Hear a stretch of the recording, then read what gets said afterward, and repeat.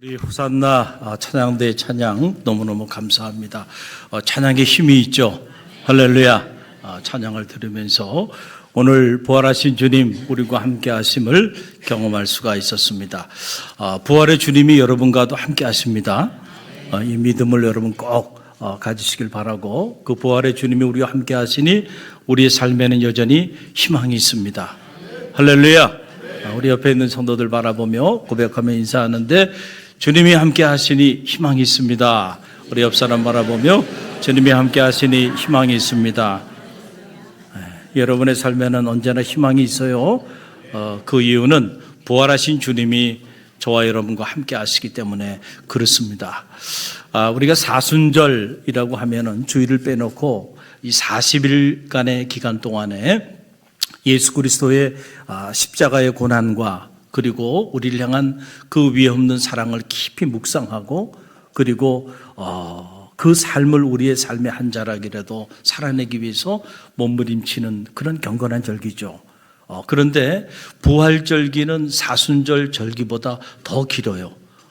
부활절기는 성령 강림절 전까지 무려 50일간 주님의 그 부활의 능력과 감격, 그리고 그 부활의 역사를 찬미하고 실제로 그 부활의 능력을 나누는 그런 절기로 지켜지고 있는 거예요. 그런데 우리가 가만히 보면 사순절은 우리가 잘 지키는데, 그런데 부활절 절기는 잘 지키지 못하는 것이 사실이에요. 그래서 부활주일 그 한 주만 우리가 부활절기로 지키고 나머지 그 50일간 절기를 제대로 지키지 못하고 있는데, 이건 건강한 건 아니에요. 갈릴리 교회는 사순절도 잘 지켜야 하지만 그 이상으로 부활절 절기도 잘 지키는 그런 갈릴리 교회가 되기를 주님의 이름으로 간절히 축원드립니다. 오늘은 부활주일 두 번째 주일 아침을 우리가 맞이하고 있어요. 지난 시간에 우리가 첫 번째 부활주일을 맞이하면서 주님이 우리에게 주신 놀라운 생명의 말씀, 베드로전서 1장 3절의 말씀이죠. 하나님께서 자신의 크신 자비하심으로 예수 그리스도를 모든 죽은 자들 가운데서 다시 부활케 하심으로 우리에게 살아있는 희망을 선물로 주셨습니다 라고 하는 그런 메시지예요. 여러분은 선물을 받은 분들이에요. 어떤 선물을 받았어요? 하나님께로부터 살아있는 희망을 선물로 받았어요. 이 살아있는 희망을 선물로 받은 사람들은요, 죽음조차도 우리의 앞길을 가로막을 수가 없어요.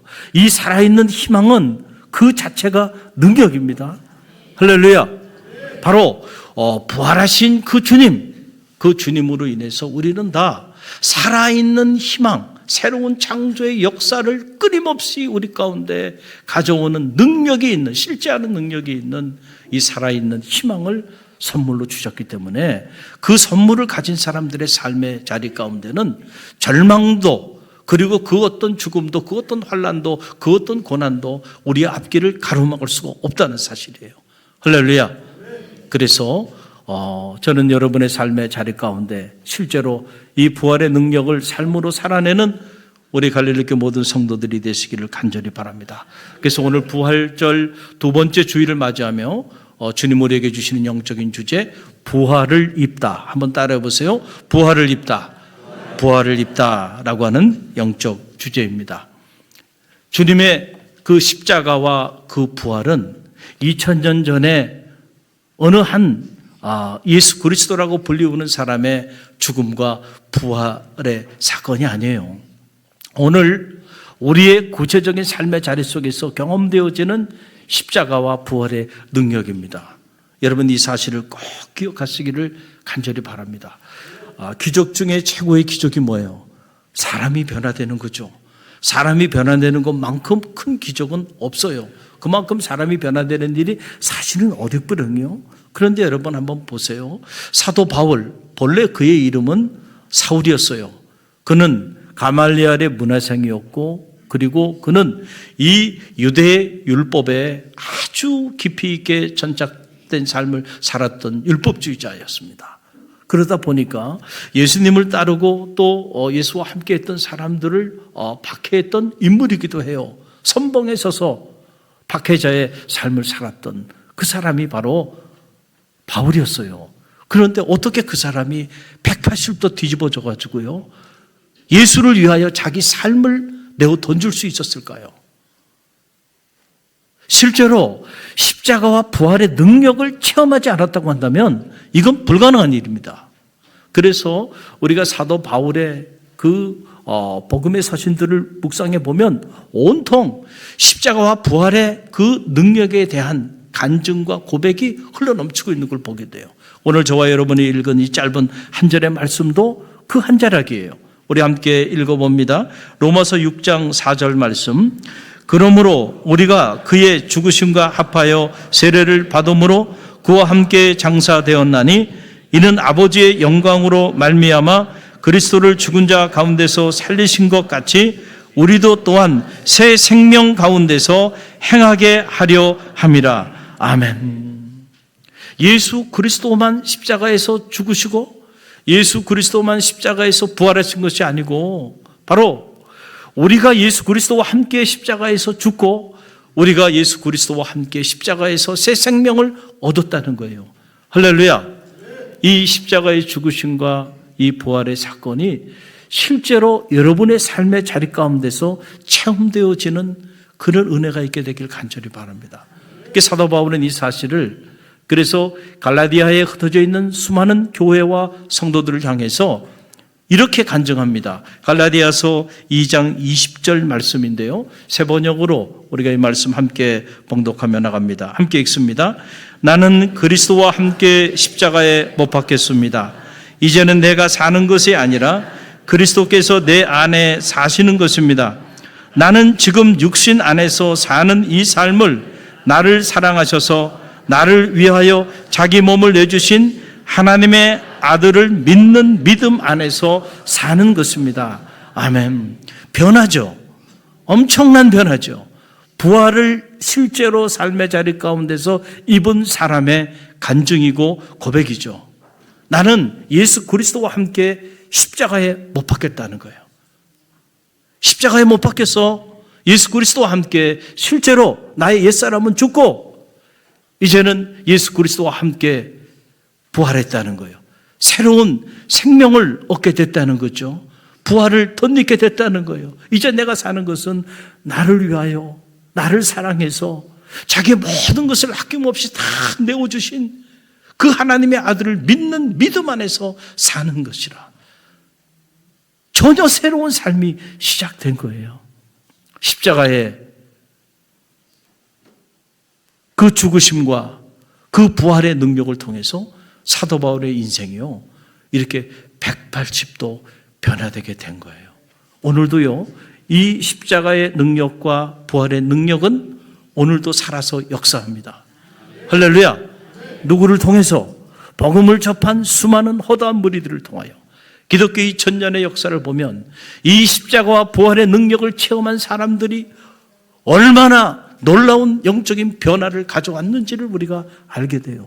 세상 사람들은 이 비밀을 몰라요. 그래서 사람이 바뀌냐? 사람은 안 바뀌어. 그 본질이 안 바뀐다고 그렇게 말들 해요. 그러나 여러분, 우리는 사람이 바뀌어도 야, 어떻게 저렇게 바뀔 수 있지? 놀랍게 존재 자체가 변화되어지는 경험들을 우리는 수없이 하고 있고, 오늘도 그 변화되어지는 사람들을 우리가 목도하며 살아가고 있어요. 사람들이 흔히들 그런 말을 해요. 어떻게 부활을 믿느냐? 어느 철학자들 또 어느 신학자들도 그래서 부활을 과학적으로, 철학적으로, 논리적으로 어떻게 증명해보고자 몸부림쳤어요. 그러나 여러분, 이 부활의 신비는 우리의 이성의 한계를 넘어서는 거예요. 하나님의 능력은 우리의 경험과 이성 그리고 우리의 논리 안에 갇혀있지 않아요. 할렐루야.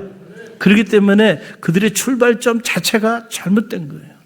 저는 여러분에게 실제로 이 부활의 능력을, 부활의 신비를 여러분에게 나타내 보여줄 수 있는 수많은 증거들을 가지고 있어요.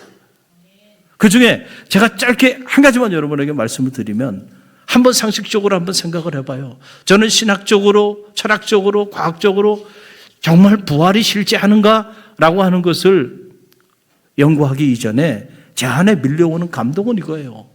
여러분 한번 생각해 보세요. 예수님의 제자, 12제자들이었죠. 그 제자들이 예수님이 시퍼렇게 살아계신데 예수님 면전에서 자기 살겠다고, 그것도 수제자 베드로가요, 예수님을 3번이나 부인하면서 예수님 곁을 떠난 거 아닙니까? 예수님 고난당하는 그때 그들은 다 살겠다고, 자기 살겠다고 각기 제 길로 다 갔어요. 저는 이해가 됩니다. 여러분, 생명이 중요하잖아요. 그런데 지금 예수님은 당시 최고의 법정형인 십자가형을 언도받고 그 고난의 길을 걸어가는데, 내가 저분과 함께하는 사람이라고, 나도 저분을 따르는 사람이라고, 여러분 그렇게 말하는 게 쉬워요? 쉽지 않아요. 자기 목숨을 내놔야 되는 일이에요. 그 살고 싶었어요. 그래서 주님을 3번이나 부인한 거예요. 어떤 제자는 주님을 팔아먹기도 하고, 모든 제자들이 각자 자기 살겠다고 주님 곁을 다 떠난 거예요. 이해가 돼요. 그런데 그랬던 제자들이요, 어떻게 두려움이 없이 자기 목숨을 내놓고 예수 그리스도의 십자가의 죽으심과 부활을 담대히 선포하며 그 순교자의 길을 걸어갈 수 있었을까요?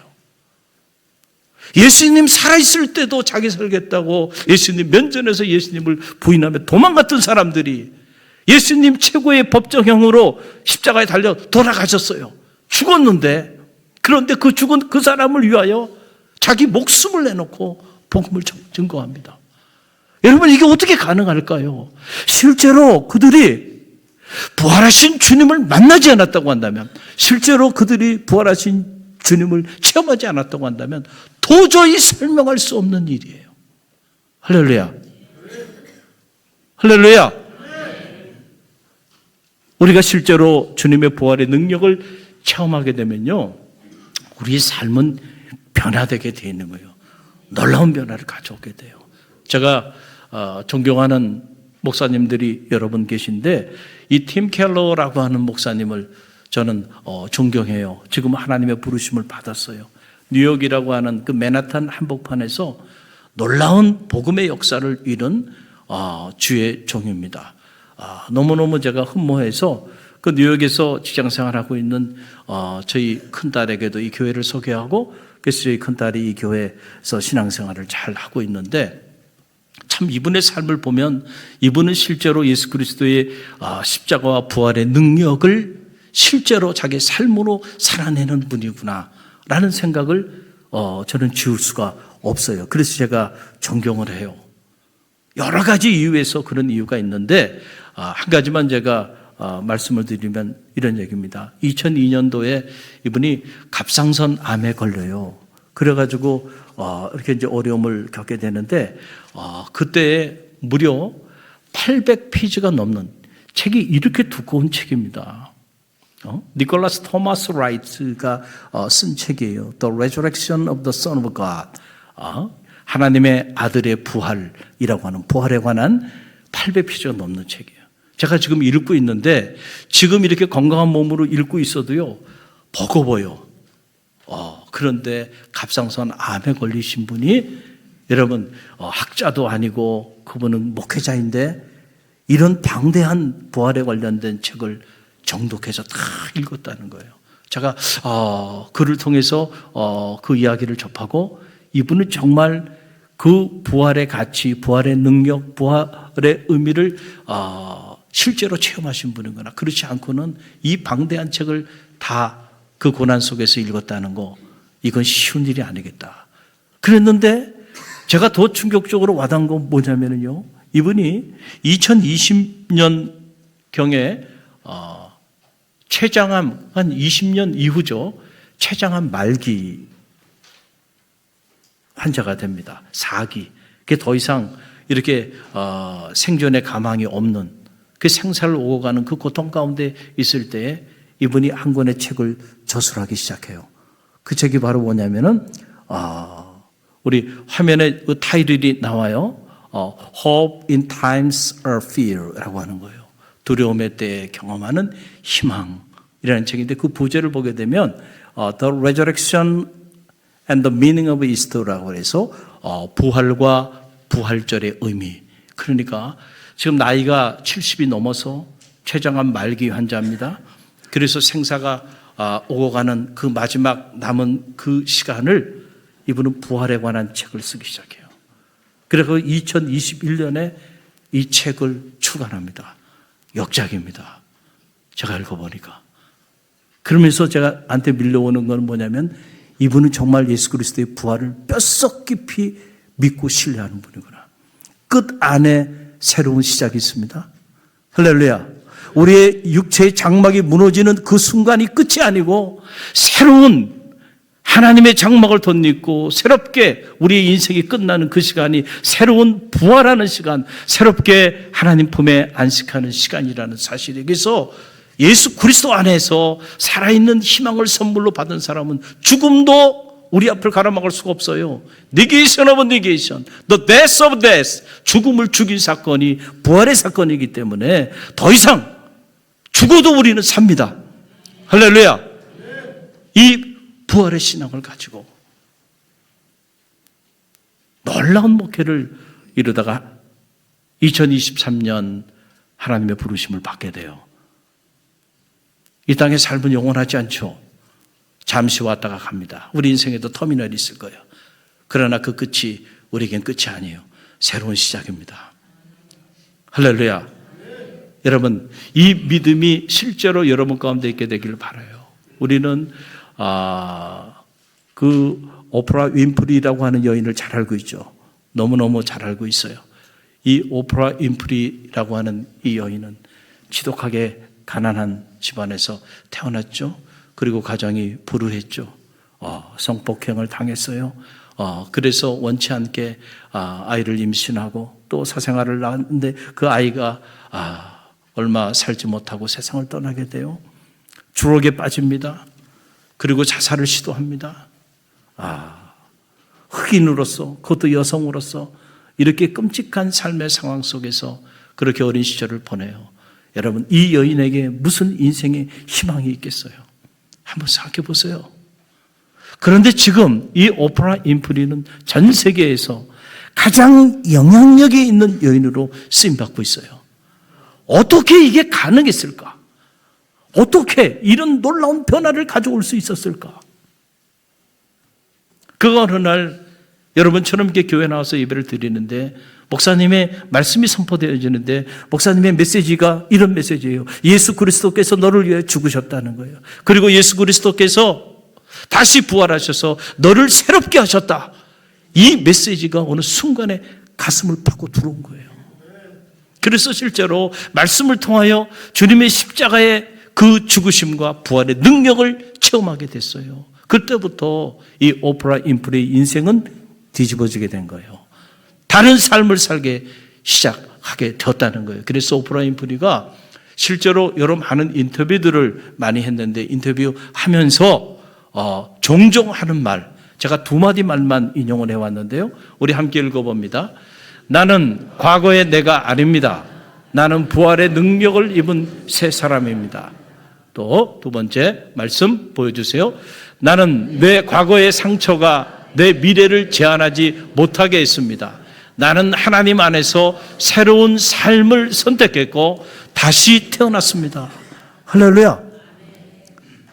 나는 과거의 상처가 나를 제한하지 못하게 했습니다.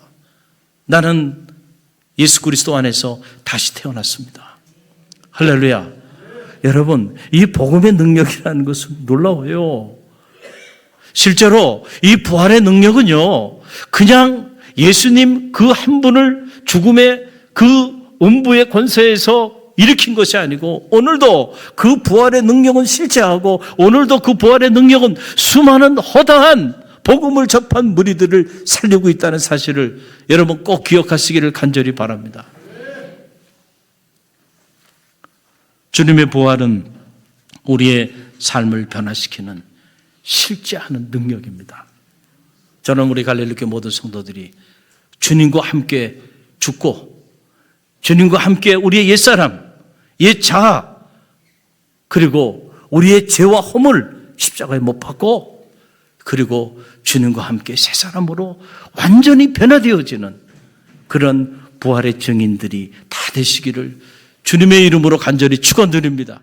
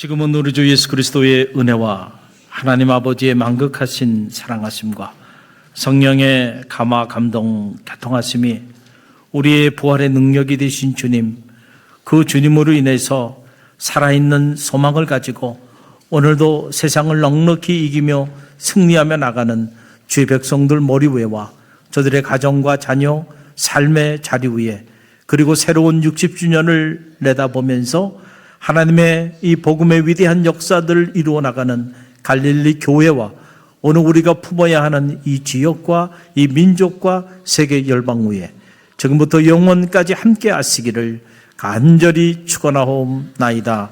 아멘.